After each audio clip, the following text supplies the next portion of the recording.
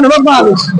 যিহেতু দ্বিতীয় স্থান লাভ কৰিবলৈ সক্ষম হৈছা বিশেষকৈ তাক চবতকৈ ধন্যবাদ দিবা আৰু এইফালে অনুভৱ পুৰা এটা মানে বুজাব নোৱাৰি অনুভৱ চাগে ন এইফালে বাইদেউসকল আছে বাইদেউ কেনেকুৱা লাগিছে খুব ভাল লাগিছে অনুভৱ মানে বুজাব নোৱাৰা হৈ আছে আনন্দময় ফূৰ্তি লাগে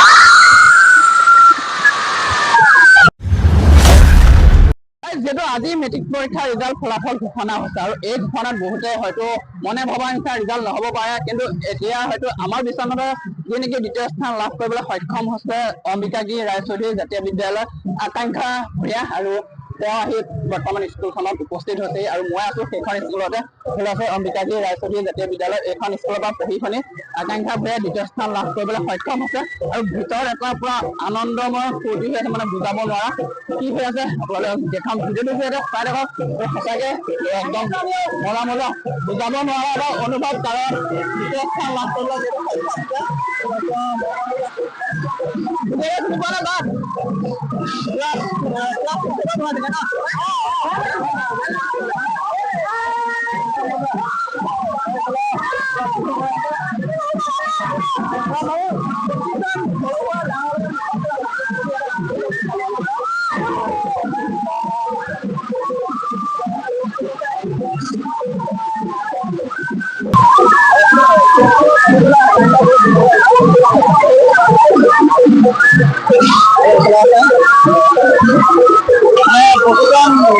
ভাইটি ভণ্টি মনৰ আনন্দ কাৰণ নহ'ব কিয় অসমৰ ভিতৰত দ্বিতীয় স্থান যিহেতু লাভ কৰিবলৈ সক্ষম হৈছে আকাংক্ষা ভূঞা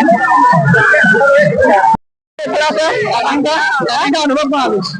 যিহেতু দ্বিতীয় স্থান লাভ কৰিবলৈ সক্ষম হৈছা বিশেষকৈ তাক চবতকৈ ধন্যবাদ দিবা আৰু এইফালে অনুভৱ কেনেকুৱা লাগিছে পুৰা এটা মানে বুজাব নোৱাৰি অনুভৱ চাগে ন এইফালে বাইদেউসকল আছে বাইদেউ কেনেকুৱা লাগিছে খুব ভাল লাগিছে অনুভৱ মানে বুজাব নোৱাৰা হৈ আছে আনন্দময় ফূৰ্তি খুব ভাল লাগিছে আপোনালোকে আগতে গম পাইছিলে যে আকাংক্ষা ইমান ধুনীয়াকৈ ৰিজাল্ট কৰিব বুলি আমি আশাবাদী কিন্তু মানে তাই মানে যেতিয়া স্কুলত এডমিশ্যন লোৱাৰ কাৰণে তাই ব্যৱহাৰ পঢ়া শুনা সকলোখিনি আমি আশাবাদী তাই খুব ভাল ৰিজাল্ট কৰিব বুলি আমি আশাবাদী আছো আকাংক্ষা তুমি গম পাইছিলা চাগে আগতে যে মোৰ এনেকুৱা এটা ৰিজাল্ট আহিব বুলি আমি মানে আশা কৰা নাছিলো কষ্ট কৰিছিল যিহেতু বাবাই কষ্ট কৰিছে এয়া আছিলে আকাংক্ষা দ্বিতীয় স্থান লাভ কৰিবলৈ সক্ষম হৈছিলে আৰু এইখন স্কুলৰ পৰা পঢ়ি দ্বিতীয় স্থান লাভ কৰিলে আকাংক্ষা ভূঞা বুজাব নোৱাৰা এটা অনুভৱ আৰু মোৰ ঘৰৰ কাষৰে স্কুলখন এইখনে আছে অম্বিকাগিৰি ৰায়চৌধুৰী জাতীয় বিদ্যালয় আকাংক্ষা দেউতাক হিচাপে আপোনাৰ কেনেকুৱা অনুভৱ কওকচোন যিহেতু মানে বুজাব নোৱাৰা অনুভৱে হ'ব নিশ্চয় আপুনি অত্যন্ত সুখ অনুভৱ কৰিছোঁ প্ৰত্যেকজন পিতৃ মাতৃয়ে মানে সন্তানৰ সফলতা সুখ অনুভৱ কৰে মই এজন আজিৰ দিনটোত আগলৈ কিহে ক'ব নোৱাৰো আজিৰ দিনটোত মই এজন গৰ্বিত পিতৃ বুলি নিজে অনুভৱ কৰোঁ আপুনি আগত গম পাইছিলে যে তাই কিবা এটা ভাল ৰিজাল্ট কৰিব বুলি জানো আশা আছিল কিন্তু পৰিশ্ৰমটো আজিকালি পৰিশ্ৰমৰ সংখ্যা আজি 3 বছৰৰ পৰা কমাই দিলে গতিকে পৰিশ্ৰমটো মই ইমান দৃঢ় নাছিলোঁ তথাপিতো পাৰ্চেণ্টেজটো মই ভাবিছিলোঁ 97ৰ প্লাছ থাকিব তাই পাৰ্চেণ্টেজ 98.1 হ'ল গতিকে ভগৱানে আশীৰ্বাদ দিছে শিক্ষাগুৰুসকলে ধুনীয়া ৰিজাল্ট কৰিছে আৰু তাই পঢ়া শুনাৰ লগতে আৰু কি কি ছবি আঁকি ভাল পায় সাধাৰণতে ছবি আঁকে বাহিৰা কিতাপ পঢ়ে যথেষ্ট আমি ঘৰখনত এটা পঢ়াৰ পৰিৱেশ এটা তাইৰ কাৰণে সৃষ্টি কৰি দিছো গতিকে কিতাপ পঢ়ে তাৰ মাজতে তাই গোটেই জীৱনটো তেনেকেই তাই পাৰ কৰিছে মানে এয়া যে ৰিজাল্ট আৰু দেউতাকক বুজাব নোৱাৰে বা ভবাতকে যিহেতু ভাল ৰিজাল্ট হৈ যোৱাৰ পিছত আৰু তাতকে ক'বলগীয়া একো নাথাকে আনন্দিত অকল মাক দেউতাক বুলিয়ে নহয় আজি সমগ্ৰ অসমতে আজি ধুনীয়া এটা পৰিৱেশ ভনীয়েকৰ কথা পাতিলো কিন্তু বাইকক চবে উত্তৰ দি আছে গমেই নাপায় তুমি যেতিয়া ৰিজাল্ট ভাল কৰিবা ইয়াতকে বাতকে ভাল কৰিবা না তোমাৰ ইয়াতকৈ বেছি ফূৰ্তি লাগিব ইয়াতকৈ বেছি কিবা হৈ যাব গম পাইছা এতিয়া মনটো অলপ বেয়া লাগিছে ন একো নাই মানে চকুপানীটো এয়া দুখৰ চকুপানী নহয় এয়া বায়েকৰ সুখৰ চকুপানী ভনীয়েকৰ লাগে একো নাই ডাঙৰ গছ কিয় লাগে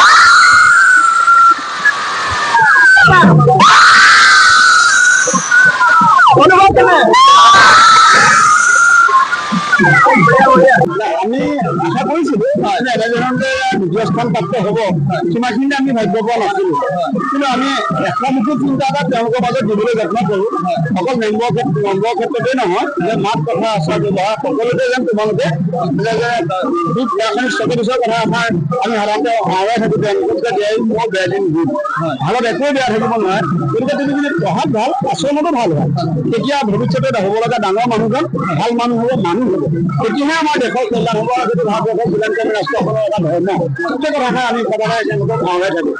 সেইকাৰণে আকাংক্ষাই যিটো আকাংক্ষা,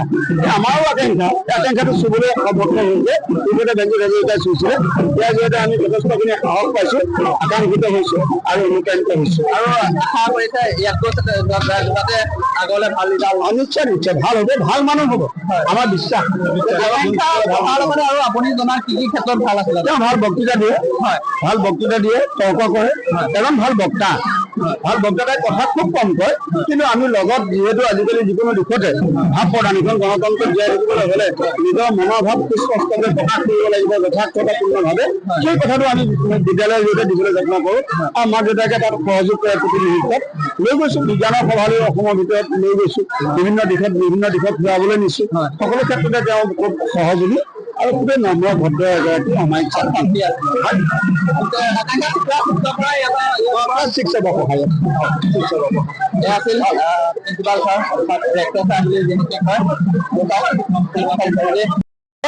যিনেকি বিশ্বনাথৰ পৰা দ্বিতীয় স্থান লাভ কৰিবলৈ সক্ষম হৈছিল আকাংক্ষা ভূঞা, আৰু তেওঁ পঢ়া অম্বিকাগিৰি ৰায়চৌধুৰী জাতীয় বিদ্যালয়ত এপাক আহিলো। আৰু মোৰ ঘৰৰ যিহেতু নিজ কাষৰে হয়, বহুত বেছি ভাল লাগিল, যিহেতু ঘৰৰ কাষৰে ইমান এটা ধুনীয়া ৰিজাল্ট কৰিছে। গতিকে আনন্দিত একো নাই, শিক্ষাগুৰু পিতৃ মাতৃৰ লগতে ময়ো বহুত আনন্দিত। আৰু ভিডিঅ'টো চাই কেনেকুৱা পালে জনাবলৈ নাপাহৰিব, আৰু আকাংক্ষাৰ কাৰণে আপোনালোকে ধুনীয়াকে এটা কমেণ্ট কৰিবলৈ নাপাহৰিব।